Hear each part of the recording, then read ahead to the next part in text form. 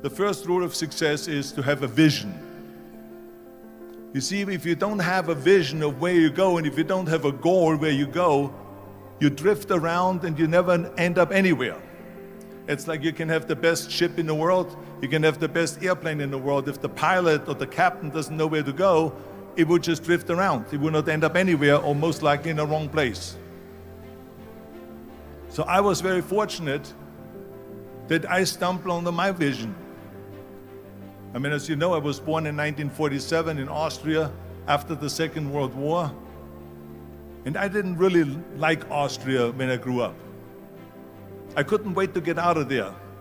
I couldn't see myself becoming a farmer or a worker in a factory or anything like that. Even though my parents wanted me to stay there and have a normal life. My father wanted me to become a police officer like he was. My mother wanted me just to stay there and marry a girl with the name of Heidi, hopefully, and have a bunch of kids and run around like the Van Trapp family in The Sound of Music. But that was their vision, not mine. My vision was totally different. I felt that I was born for something special, for something unique, for something big. So I was searching. Then one day I went to school. I remember I was 11 years old, and they showed a documentary about America. And there they showed in this documentary the huge skyscrapers, the high-rises, the huge bridges, the 6-lane freeways, the huge cars with the wings sticking out, and all of this stuff. And I said to myself, that's where I want to be. I don't want to be around here with these little farmhouses and these little buildings and everything is old. I want to be in America. But now the question was just, how do you get to America? In those days, it was a very expensive trip. It's not like today. So again, I was very fortunate that one day after school, I walked by a store in Graz, which was called Brühl. And it was the only store that really sold kind of American stuff. So one day, they had jeans there, American jeans. And then they had the bull walker. And then they had an expander and some barbells and some dumbbells and an exercise bench in the window. So I went inside and I looked around and I looked at this stuff, and then I saw a magazine. I saw a bodybuilding magazine that had Reg Park on the cover. Reg Park was then a 3-time Mr. Universe. And I saw him on the big screen as Hercules. And on the cover it said, how Reg Park, Mr. Universe, became the Hercules star. That's what the cover story was all about. So I looked at the cover and I said to myself, I got to get this magazine. So I bought the magazine, I took it home and I read it over and over from the front page to the back. It had everything in there, how he trained, how he was working out in Leeds, England, in a factory town, how he worked out every day for 3-4 hours and became the strongest man of Europe, and how he won Mr. Europe and Mr. Great Britain, and then eventually Mr. Universe. And how he won the second Mr. Universe and the third Mr. Universe. And how he was discovered to play the starring role in Hercules. I read that and I said to myself, wow, this is the blueprint for my life. This is exactly what I want to do. I want to become a bodybuilding champion just like Reg Park. I want to get into movies just like Reg Park.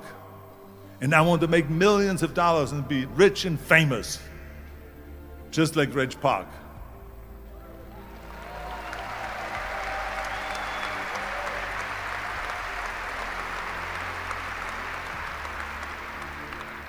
Do you know how great it felt that I knew where I was going?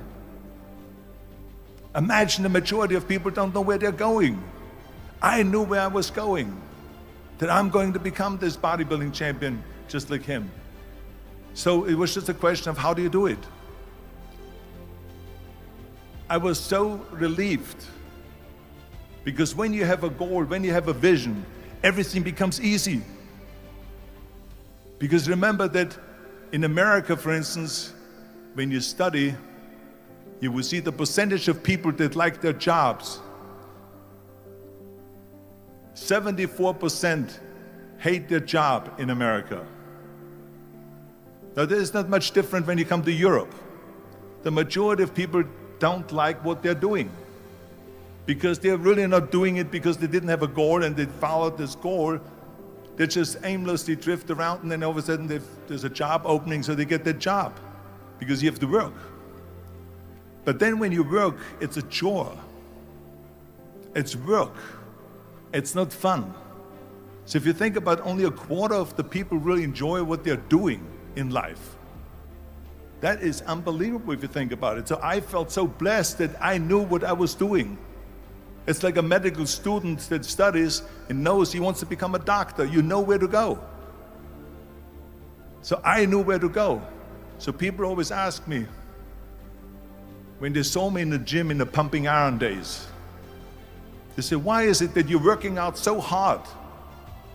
5 hours a day, 6 hours a day, and you have always a smile on your face.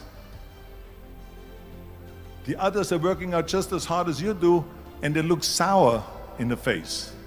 Why is that? And I told people all the time, I said, because to me, I'm shooting for a goal. In front of me is the Mr. Universe title. So every rep that I do gets me closer to accomplishing that goal, to make this goal, this vision turn into reality. Every single set that I do, every repetition, every weight that I lift will get me a step closer to turn this goal into reality. So I couldn't wait to do another 500-pound squat. I couldn't wait to do another 500-pound bench press. I couldn't wait to do another 2,000 reps of sit-ups. I couldn't wait for the next exercise, for the next half hour of posing and all the kind of things that you have to do to be a champion.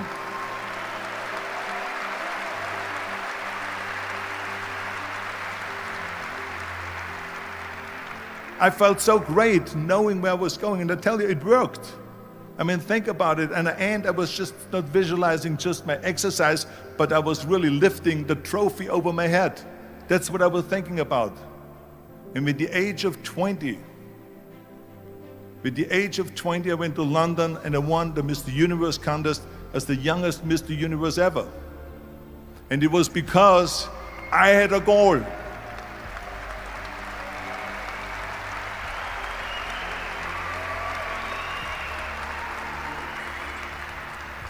And this is no different than anything else, what I'm talking about. This is not just about bodybuilding. It was the same in acting. I remember when I was doing Conan the Barbarian. I was crawling on the rocks with a sword in my arm, crawling on all four. And of course, being that it's Conan, I didn't have clothes on or anything like that, right? So it was kind of, my knees were bare, my elbows were bare and everything else, and I'm crawling on the rocks. So after 10 takes, my elbows were bleeding and my knees were bleeding. And the director came to me and he said, Arnold, I'm so sorry that you have to go through this, but we need one more take, a close-up of you crawling with the sword towards the camera. Can you handle one more take? And I said to him, I don't know what you're talking about. He says, I'm totally fine. He says, but you're bleeding. I said, because I don't feel it, because I can visualize what the scene will look like in a film. And I'm so excited about this scene.